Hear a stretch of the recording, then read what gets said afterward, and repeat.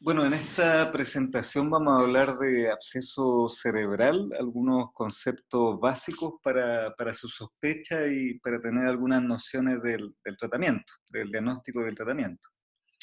Bueno, el absceso cerebral se refiere, ¿cierto?, a un conjunto supurativo focal en el parénquima cerebral y denota, ¿cierto?, una respuesta inflamatoria localizada, en un sector del cerebro. Eh, se requiere un diagnóstico temprano, puesto que en la medida en que se tarda el tratamiento, el diagnóstico del tratamiento, crece, ¿cierto?, esta lesión y puede provocar efecto de masa, puede vaciarse hacia el espacio ventricular, pueden haber distintas complicaciones. Así que lo ideal es tratar de hacer un diagnóstico pronto para la mejor terapéutica. Lo otro que es bastante interesante es que los abscesos cerebrales denotan un poco el nivel de desarrollo social, en el sentido de que se ha visto que hay mayor prevalencia en países pobres o subdesarrollados, incluso se comportan distintos en países subdesarrollados que en países industrializados. Por ejemplo, en los países más pobres hay origen dental, en cambio, en los desarrollados, ¿cierto? Hay más relación con el foco sinusal. En cambio, en los países de ingreso medio hay más frecuencia de absceso óptico, que sería el caso de chileno en promedio estamos hablando. Eh, en Chile, por ejemplo, a medida que se ha desarrollado el control sanitario y han pasado ya los últimos 10, 15 años, la incidencia de absceso cerebral ha bajado, tanto porque los focos, ¿cierto?, son menos comunes, como por el diagnóstico temprano, por la imagenología. Y se asocia con población inmunosuprimida, especialmente con el uso de corticoterapia y pacientes diabéticos. Ya incluso ahí hay que pensar en gérmenes que no solamente son bacterias, sino que también pueden ser abscesos fúngicos. Bueno, los mecanismos principales, el primero, el más común, es que haya algún foco continuo, un foco sinusal, un foco óptico, como hemos conversado.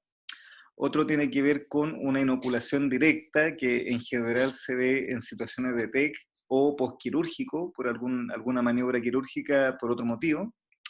Y la diseminación hematógena, que también se ve, pero lo más común de ver es en foco contiguo, ¿cierto?, que afecta al parénquima cerebral. Entonces, en relación con el foco óptico, vamos a tener un absceso en el lóbulo temporal o cerebelo. En relación a la zona sinusal, el lóbulo frontal y todo el diencéfalo. Los focos dentarios pueden dar lugar a abscesos frontales y temporales, y lo que ya comentaba de que en Chile se ve bastante dentro de la frecuencia de los abscesos cerebrales, el foco óptico sería lo más común. Y acá aparece el porcentaje de frecuencia de localización, que como ven, los terrenos más extensos, temporal, frontal, parietal, se distribuyen ahí, ¿cierto?, la mayor cantidad de abscesos, y zonas que están lejos de eventuales focos y que también tienen menos superficie, por decirlo de alguna forma, es más anecdótico. Por ejemplo, en el tronco, en el cerebelo es menos común, se puede dar, pero es menos común. Y bueno, para llegar a un absceso cerebral se tiene que formar una cápsula gruesa, importante, donde está confinados los gérmenes, y hay distintos estadios para llegar a esto. Primero hay una zona de cerebritis, luego una cerebritis tardía, una formación de cápsula inicial delgada, y luego ya está la cápsula gruesa, que es lo más clásico que uno ve. Entonces, hoy en día, por el tema también de que hay más acceso, es más fácil llegar a la imagenología, mucho más que hace años atrás en nuestro país, por ejemplo. Es mucho más común ver estos estadios, cerebritis y cerebritis tardía. Antiguamente se veían abscesos que realmente, como se consultaba tarde y la imagen era tardía, se veían abscesos muy importantes, muy grandes ya en esta etapa, como por decirlo de alguna forma, establecida. Hoy en día ya se ven situaciones más iniciales. Acá, por ejemplo, se ve esta zona en este escáner, se ve una cerebritis, donde no se logra distinguir también el, del parénquima circundante a la lesión. Aquí se coloca un poquito de contraste, y ya en una resonancia se ve mucho más claro la lesión con el edema, ¿ya? Bueno, ¿cuáles son los gérmenes que provocan los abscesos? Por definición, va a ser polimicrobiano, y esto es muy importante porque uno empieza con un tratamiento empírico antibiótico, incluso en algunos casos uno se puede ampliar a hongos, ¿cierto? Especialmente paciente inmunocomprometido, y uno termina también con un tratamiento amplio. Ya supongamos que yo tengo la opción de tener una biopsia del absceso y sale un germen X, por ejemplo, un neumococo. Como es un absceso, por definición, hay más gérmenes involucrados, independiente de que en la biopsia aparezca solo un germen. Por lo tanto, siempre el tratamiento de inicio es de amplio espectro, en la mantención también es de amplio espectro, ya independiente de que, insisto, tenga información, una biopsia, por ejemplo, donde aparece un germen específico. Y esta cobertura amplia tiene que ser tanto para aerobios como para anaerobios. ¿Qué es lo que más se encuentra? Streptococo, enterobacterias, estafilococo, neumococo también. Y es muy importante, como les digo, siempre tener un tratamiento amplio polimicrobiano, ¿ya? Ojo que los cultivos no siempre son positivos, y los hemocultivos están alterados y te dan un germen solamente en un 10% de los casos. Entonces, generalmente uno se guía por este concepto de que sea de amplio espectro, y orientarse si es un foco dental, si es un foco óptico, si esto fue postquirúrgico, por ejemplo, alguna cirugía neuroquirúrgica, adaptarse a la flora local del lugar, etcétera. Siempre un tratamiento de amplio espectro. Y acá aparece un poco sugerido, ¿cierto?, los distintos focos, dónde estaría el absceso y cuáles son las bacterias, ¿cierto?, que estarían involucradas como para dar el tratamiento.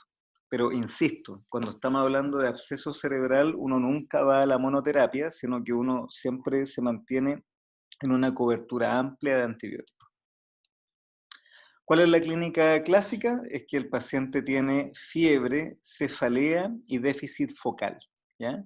En general, el cuadro de absceso cerebral es de instalación lenta, ya no es ictal. Recuerden que eso siempre hace pensar en cerebro vascular, pero tampoco es que se instale de una hora a otra hora, sino que ya son varios días en que se va instalando este cuadro, ¿cierto?, que sería más una instalación subaguda, ya no en horas, en días. Y como se encapsulan los gérmenes en un lugar específico del cerebro, que puede ser único o pueden ser múltiples, generalmente da esta tríada de fiebre, cefalea y, lo más importante, el déficit focal, ¿ya? Pueden haber crisis convulsivas, no es lo más común. Náusea y vómitos pueden haber, en el sentido de que si crece mucho el absceso puede dar un síndrome de hipertensión endocranial, pero como ya les comenté, hoy en día eso no es tan común, puesto que los pacientes consultan antes, se hace una imagen antes. No siempre hay un cuadro séptico tan claro, ¿cierto? La rigidez de nuca, ojo, que no siempre se produce, ¿ya? Porque no siempre hay un compromiso del espacio subaracnoideo tan importante, ¿ya? De hecho, después vamos a ver algunos detalles al respecto. Lo mismo que el papiledema, le insisto de que hoy en día los pacientes consultan más prontamente, por lo tanto no alcanza el absceso a tener, en la mayoría de los casos, obviamente que siempre se pueden ver todavía casos avanzados, pero en general, como aparece aquí, un 25%, por ejemplo, no es lo más común que lleguen con hipertensión endocranial, eso era más común antes. Bueno, es muy importante el alto nivel de sospecha. Entonces todo paciente con un síndrome de hipertensión endocranial o con focalidad, que tenga fiebre y que tenga algún foco conocido, rinosinusal, ótico o alguna broncorrea purulenta, pensando en una neumonía, ¿cierto? Bronquiectasias que haya enviado en forma hematógena absceso, ¿cierto? Hay que pensarlo, ¿ya? pacientes que tienen otitis crónica y que se asocie a una cefalea persistente, hay que sospecharlo, igual que pacientes con sinusitis y que empiezan con una cefalea con características de signo de alarma, una cefalea progresiva que no cede a la analgesia habitual. ¿Eh? Lo otro que es muy sugerente es cuando hay imagenología con neumoencéfalo, que vamos a ver en una de las imágenes al final, ¿cierto? De que eso obviamente denota algún germen anaerobio. Y siempre hay que tener ojo con pacientes que tuvieron alguna cirugía en el postquirúrgico que empiecen con fiebre, con cefalea, porque obviamente una de las complicaciones siempre de alguna cirugía neuroquirúrgica es que haya alguna complicación infecciosa. ¿Ya? ¿Cómo se hace el diagnóstico? Siempre se inicia con un escáner y el escáner, como ya hemos comentado en otras presentaciones, sirve de entrada, por ejemplo, para poder tener herramientas de ir a una punción lumbar o no. En general, un absceso cerebral, por definición, como es un encapsulamiento de gérmenes, va a dar una focalidad. Por lo tanto, sí o sí hay que hacer un escáner antes de la punción lumbar.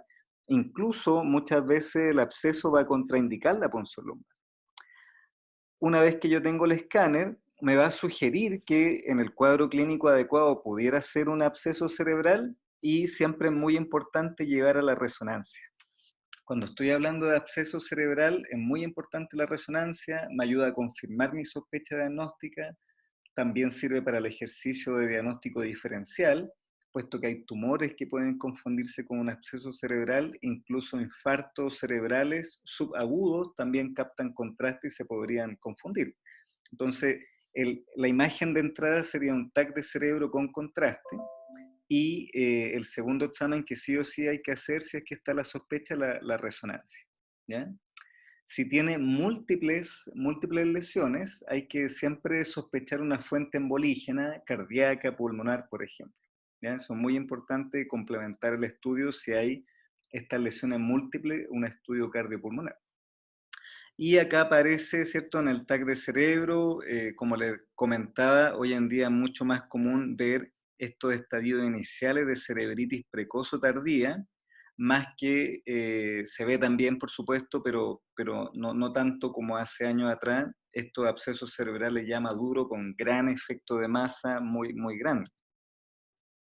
¿Cuál es el diagnóstico diferencial? Como ya les comenté, glioma, metástasis, recidivas tumorales, linfoma, granuloma, infartos cerebrales en etapa subaguda, incluso encefalitis herpética, ¿cierto? Entonces es muy importante completar el estudio, no quedarse solo con el escáner, sino que llevar a la resonancia de cerebro. El tratamiento hoy en día, en general, la gran mayoría de las veces es médico, y lo que ya les comentaba, este concepto de que los antibióticos siempre tienen que ser de amplio espectro. Y obviamente uno se va a adaptar al foco, se va a adaptar si esto es posquirúrgico, etcétera, pero en general incluye ceftriaxona o algún otro antibiótico, ¿cierto?, de la familia, vancomicina y metronidazol para cubrir anaerobio. ¿Ya? Ojo de que si es un paciente con VIH, este tipo de pacientes hacen abscesos, hacen lesiones profundas por toxoplasma. Entonces ahí también habría que agregar tratamiento para toxoplasma. ¿Ya? Obviamente la idea no es que ustedes sepan en detalle el tratamiento, pero sí tener el concepto que hoy en día el primer enfrentamiento es médico, es dar antibiótico, y los antibióticos generalmente se dan por mucho tiempo, inicialmente siempre endovenoso, pero el paciente fácilmente puede estar 2 o 3 meses con antibióticos. Lo otro que es muy importante es defocar, o sea, si tiene un foco dental, si tiene un foco óptico, si se encuentra, por ejemplo, una brecha osteomeningia que esté en relación con esto, hay que tratar de solucionar el foco que ha producido el absceso o que ha generado el absceso, y eso es lo principal, tratamiento de antibiótico, defocar. En algunos casos excepcionales, hoy en día se ocupa tratamiento quirúrgico. ¿Ya? Por ejemplo, un absceso que está muy superficial, muy asequible, en una zona poco elocuente del cerebro, o que se inició el tratamiento antibiótico médico y el paciente no ha respondido también, Lo otro es si obviamente es un absceso muy importante y hay hipertensión endocraneal, también hay que hacer una resolución quirúrgica, o en algunos casos de diagnóstico diferencial, para poder tener una biopsia de la lesión, se toma alguna muestra y se puede hacer una cirugía esterotáxica o, si se permite, un retiro completo de la lesión. Pero insisto que hoy en día lo principal, lo primero, ¿cierto?, es el manejo médico con antibióticos de amplio espectro por mucho tiempo, y tratar de retirar el foco que sea relacionado con el absceso. Si eso no resulta, está la indicación quirúrgica. Y la otra indicación quirúrgica es cuando hay alguna duda diagnóstica de que la imagen no ha sido suficientemente clara de que sea un absceso o un tumor, por ejemplo, se puede hacer una biopsia, o si es que se permite por una lesión pequeña en un lugar poco elocuente, retirarla completo y ahí analizar si efectivamente era un absceso o no. Acá, por ejemplo, se ve un absceso en relación con un foco óptico. Acá se ven múltiples abscesos profundos, posterior a una meningitis bacteriana que tuvo el paciente. Acá es muy importante, dentro del escáner, de que si bien la resonancia es muy importante para caracterizar bien la lesión, como aparece acá abajo, esto es resonancia de cerebro, donde se ve en el cerebelo la lesión, pero fíjense que el TAC de cerebro tiene la gracia de que permite ver bien hueso, y por lo tanto aquí se ve muy bien dónde está el foco óptico, ¿cierto?, que produce destrucción ósea y que está en relación con el absceso, ¿ya? Entonces, acá tenemos un TAC de cerebro con la ventana ósea, donde se ve el foco óptico. Aquí está el TAC de cerebro con contraste, que se ve como capta contraste la lesión, y acá abajo se ve mucho más claro una resonancia ya, donde aquí se ve como capta gadolinio, y en esta otra secuencia se ve el edema circundante. Incluso aquí se ve como el tronco está sufriendo bastante y el cuarto ventrículo está ya próximo a colapsarse. Así que tiene riesgo este paciente, y de hecho ya tiene algunos signos incipientes de hidrocefalia. Así que en este caso, por ejemplo, la opción quirúrgica podría ser real. Acá hay una lesión única, que en este caso, fíjense que en el TAC de cerebro sin contraste se alcanza a adivinar una lesión y un edema circundante, pero aquí se ve muy claro en la resonancia la lesión como capta gadolinio, incluso tiene una segunda zona de captación. Entonces, por eso que es muy importante la resonancia, porque permite ver mucho mejor la lesión y caracterizarla mejor. Acá se ven lesiones múltiples, que hay que descartar un foco cardiopulmonar, por supuesto, como ya hemos comentado, porque incluso está en territorios vasculares. Y lo que ya les comentaba, que este tipo de lesiones que tienen aire, obviamente aquí estamos hablando de un germen que está produciendo, ¿cierto?, este gas, y se ve esta imagen tan característica de neumoencéfalo. Entonces, ¿qué es lo importante? Que hoy en día, con el acceso que tenemos a imágenes, hay que tratar de tener un alto grado de sospecha para evitar que este absceso, ¿cierto?, sea muy grande. No es la idea llegar en forma tardía a ver un absceso cerebral gigante, ¿cierto? La idea es tratar de diagnosticarlo previamente. Siempre ojo con los pacientes con foco óptico o sinusal que empiezan con alguna focalidad o con una cefalea que no responde al tratamiento habitual. Fundamental aquí la imagenología, tanto el escáner como la resonancia. La resonancia permite caracterizar mucho mejor la lesión, y el TAC de cerebro es una primera aproximación y permite ver el foco sinusal o el foco óptico, ¿cierto?, porque ve bastante bien hueso. Y el tratamiento de entrada es médico siempre, y si este tratamiento médico de entrada no va bien, ahí entonces tenemos la opción del tratamiento quirúrgico, que hay que evaluarlo caso a caso. Así que eso es lo que podríamos hablar en general de los abscesos cerebrales.